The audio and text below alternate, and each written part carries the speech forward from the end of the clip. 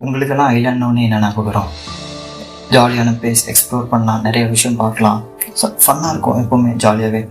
ஆனால் நான் சொல்ல போகிற ஐலாண்டு கேட்டிங்கன்னா உங்களுக்கு போகணுன்ற எண்ணமே வராது. அதை பற்றி யோசிச்சாலே பயமாக இருக்கும். அப்படின்னா அந்த ஐலாண்டில் இருக்க ஏன் கவர்மெண்ட்டே அந்த ஐலாண்டுக்கு யாரும் போகக்கூடாதுன்னு பிளான் பண்ணி வச்சுருக்காங்க.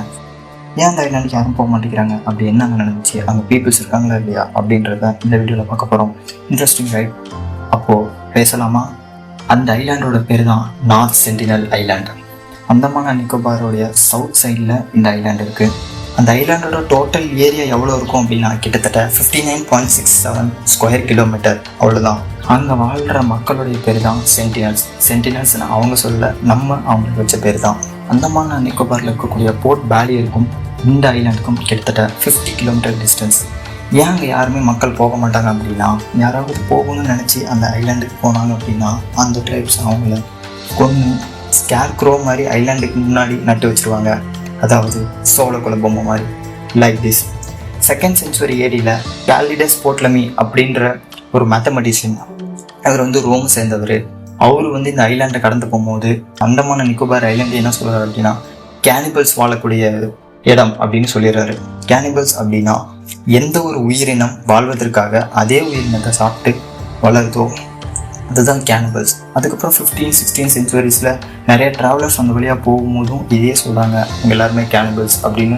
அதுக்கப்புறம் அவங்க ஹைட்டாக இருப்பாங்களாம், அவங்களுடைய பாடி ரொம்ப ஸ்ட்ரென்த்தாக இருக்குமா, பிளாக் கலராக இருப்பாங்களாம், ட்ரெஸ்ஸே போடாமல் இருப்பாங்களாம், அவங்களுடைய பாதம் மிக பெருசாக இருக்குமா. அது மட்டும் இல்லாமல் இவங்க அந்த வழியாக போகும்போது அந்த ட்ரைப்ஸ் எல்லாம் இவங்களை பார்த்து கற்றுவாங்களாம். இதெல்லாமே அங்கே நடந்திருக்கு.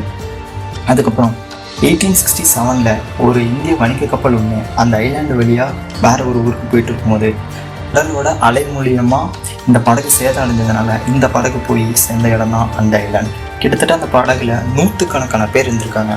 அந்த 100கணக்கான பேருமே அந்த ஐலாண்டில் கிட்டத்தட்ட 2 நாள் தங்கி இருந்திருக்கிறாங்க. 2 நாளுக்கு அப்புறம் யாராவது காப்பாற்ற வருவாங்கன்னு அங்கேயே வெயிட் பண்ணிட்டு இருந்தவங்களுக்கு இந்த சென்டினல் மக்கள் இவங்களை தாக்க ஆரம்பிச்சிருக்காங்க. இவங்களும் தன்னுடைய கையில் கிடைச்ச குச்சி, கல் எல்லாத்தையும் வச்சு சமாளிச்சுட்டு இருக்கும்போது எப்படியோ ராயல் நேவி அங்கே அவங்க எல்லாருமே காப்பாற்றிடுறாங்க. இதுதான் ஃபஸ்ட்டு கேஸ் ஐலாண்ட் மேலே போடப்படுது.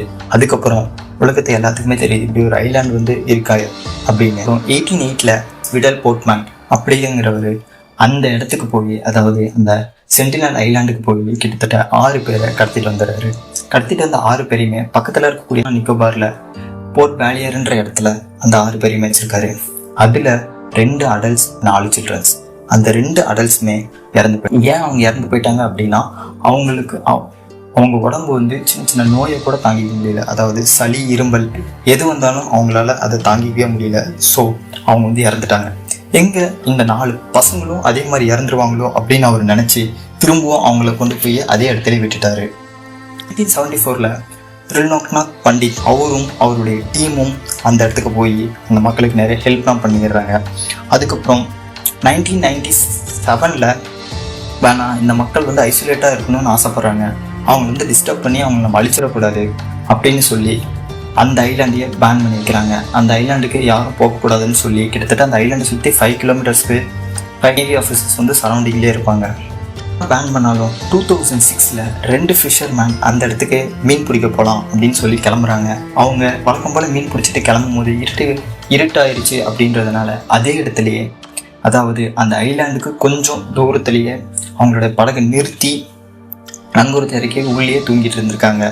அப்போது நங்கூரம் கலண்டு கடல் அலை மூலியமாக அந்த கப்பல் நகர்த்தப்படுது. அந்த கப்பல் நகர்ந்து போய் ஐலாண்டை ரீச் பண்ணுது.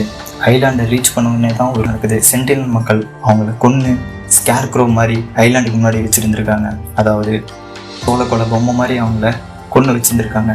இதை பார்த்தா மற்ற ஃபிஷர்மேன்லாம் தெரிச்சு ஓடிருக்காங்க. அதுக்கப்புறம் நேவி ஆஃபீஸர்ஸ் அங்கே என்ன நடக்குது தெரிஞ்சுக்கிறதுக்காக அந்த இடத்துக்கு ஒரு ஹெலிகாப்டரை அனுப்புகிறாங்க.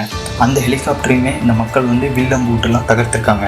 அப்போது இந்த ஹெலிகாப்டரில் இருந்த ஒரு பர்சன், இவங்க எல்லாருமே கேனிபல்ஸ் அப்படின்னு நினச்சோம், ஆனால் அவங்க எல்லாருமே அவங்கள புதைச்சி தான் வச்சுருந்துருக்காங்க, யாருமே அவங்கள சாப்பிடலை அப்படின்னு சொல்லி வியந்து பார்க்குறாரு. அது மட்டும் இல்லாமல் வில்லம்பு வச்சு தான் அட்டாக் பண்ணாங்க. அந்த அம்போட எஜ்ஜில் அயன் இருந்திருக்கு, அதாவது இரும்பு இருந்திருக்கு. ஸ்டோனிஷ் பீப்புள்ஸ் இவங்களுக்கு எப்படி இந்த இரும்பை எப்படி ஆயுதமாக பயன்படுத்தணும்னு தெரிஞ்சிருக்கும் அப்படின்னு உங்களுக்கு தோணலாம். அதே தான் எனக்கு தோணுச்சு. இது வேறு ஒரு இடத்துல போய் கனெக்ட் ஆகுது. அதுதான் தஞ்சாவூர். தஞ்சாவூர் இருக்கக்கூடிய கோயில்களில் இவங்களை பற்றியும் சொல்லப்பட்டிருக்கு. இவங்க வாழக்கூடிய நாட்டை நாம் இப்போ சென்டினல் லேண்ட் அப்படின்னு சொல்லிட்டு இருக்கோம். பட் அப்போது திண்மை தீவு அப்படின்னு சொல்லிட்டு இருந்திருக்காங்க. அது மட்டும் சோழன் இவங்க கூட இருந்திருக்காரு அப்படின்னு சொல்லப்படுது. இது எல்லாமே தியரி தான். ராஜேந்திர சோழன் இவங்க கூட இருந்து கொடுத்துருக்கலாம். அவங்களுக்கு அம்பு செய்கிறது, வில் செய்கிறது எல்லாமே சொல்லி கொடுத்துருக்கலாம். அது மட்டும் இல்லாமல் அவர் அந்த ஐலாண்டோட நதிக்கரையில் இருந்தார் அப்படின்னும் நிறைய பேர் சொல்கிறாங்க.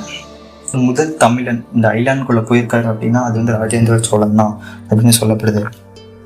இந்த மக்களுடைய டோட்டல் பாப்புலேஷன் எவ்வளோ அப்படின்னா 40 to 400 அவ்வளோ பீப்புள் தான் இருப்பாங்க. இது எக்ஸாக்டான வேல்யூ கிடையாது, ஒரு அப்ராக்சிமேட்டான வேல்யூ. யாருமே உள்ள போய் கவுண்டெல்லாம் பண்ணி பார்க்கல.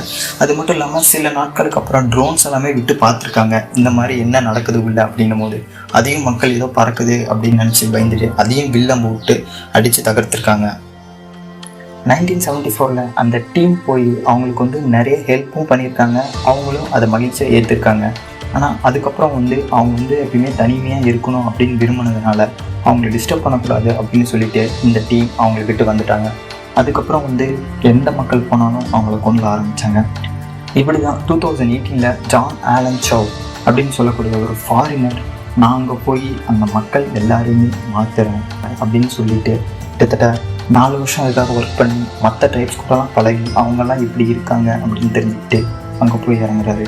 அது என்னாச்சு அப்படின்னும் இந்த ஆந்த்ரோபாலஜி டீம் என்னென்ன பண்ணாங்க அவங்களுக்காக அப்படின்றதெல்லாம் அடுத்தடுத்த பார்ட்ஸில் பார்ப்போம். இன்ட்ரெஸ்டிங்காக இருந்திருந்தால் சப்ஸ்கிரைப் பண்ணுங்கள், லைக் பண்ணுங்கள், ஷேர் பண்ணுங்கள். Bye from wanted. மறக்காமல் சர்ப்ரைஸ் பண்ணுங்கள். தேங்க்யூ.